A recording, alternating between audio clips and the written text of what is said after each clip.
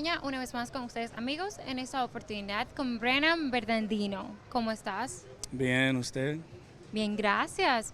Brennan, a very exciting story you have, and I am a lover of cute stories when it comes to baseball. So you fought your way to be in MLB, a lone row, a lone journey, and now you find yourself as one of the reliable guys for Alex Cora.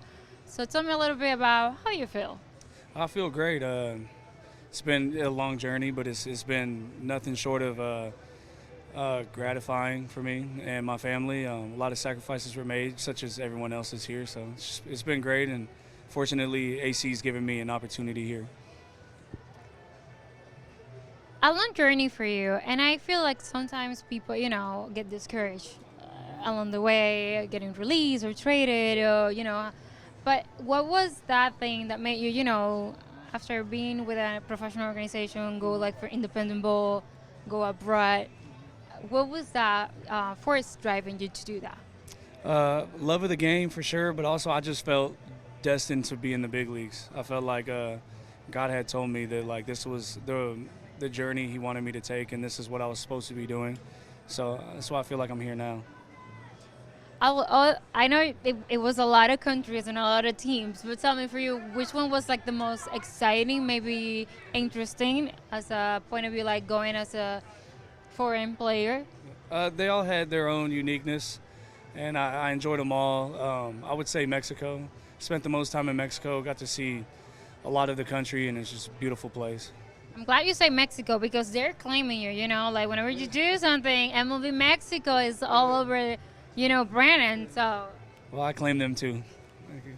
what was your favorite part of being there? My favorite part of what? Of being in Mexico. Oh, being in Mexico. Oh man, probably my teammates. I was fortunate to have, a couple teams I played for, amazing teammates, and we still keep in touch till today. So I would say my teammates. I know you play in the Dominican Republic, so I'm going to put you in the spot now. Mexican food or Dominican food? Mexican food for sure. Well, he didn't even think.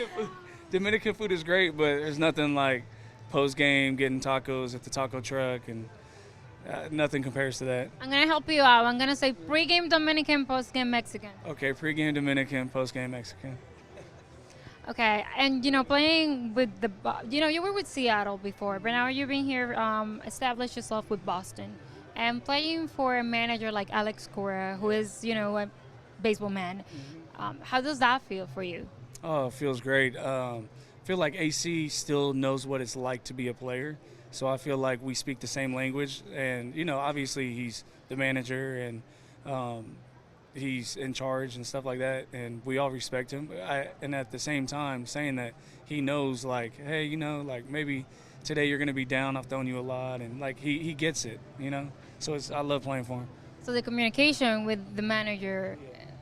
And how would you say it's that important for you players, like to, maybe a heads up before they make a move or something like that as a player, for your peace of mind? Well, he makes you, in this game and in a lot of jobs, sometimes people will say, I feel like a number, like I just feel like another number.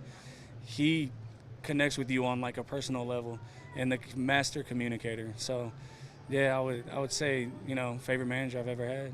Yeah. Okay. And of course, Boston is such a, the Red Sox, such a legendary, one of the most, I don't know, say popular teams in MLB, such a rich history. So every time you put on that uniform, right, like as you said before, it was destined for you to do it, but, just doing it for a moment, like do you laugh maybe about all the things that you had to go through to finally get here?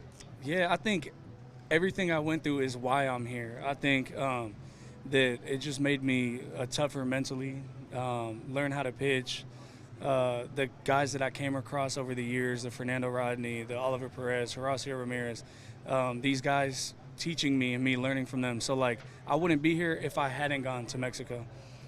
So I would say that my journey, I wouldn't trade it for anything. Okay, you mentioned really good names in there, Fernando Rodney, one of them. Could you say something like maybe an advice or something that maybe any of them told you that stays in your mind? Yeah, Fernando Rodney kind of taught me how to deal with failure and not to put so much on results as much as the process. Like focus more on the process. Results once it leaves your hands, it is what it is. Just drop it, let it go, and he's done a good job at teaching me that. And how did he do that? I'm very interested. Was it a conversation or what? Yeah, conversation. You know, Rodney's just always, I don't know if you know, but he's always sitting there eating his oranges, cutting his oranges, and he just, hey, Lefty, come here. And I sat next to him at the locker, and he just, hey, man, every time you struggle, you're taking it really hard. Like, and dropped some nuggets of knowledge on me, and I just, hung on to it. And where was this? That was in Tijuana. Okay, I see why Mexico is so important. Yeah. So I know you play with Licey Yes, I do. in the DR. Is there any chance we might? I know you've been working a lot in the season. Maybe not this season, but at some point, would you like to go back, maybe play for Licey or another team? Yeah, I would definitely look into playing winter ball. I don't know what the future holds, but I enjoyed being a Liceísta, and I love the Dominican. It's a lot of fun. So, yeah, I would love to play Dominican baseball again. Okay, I need you to say bye to the fans, maybe in Spanish. All right, gracias por todo. See you next time. Amigos, entrevista con Brennan Bernardino.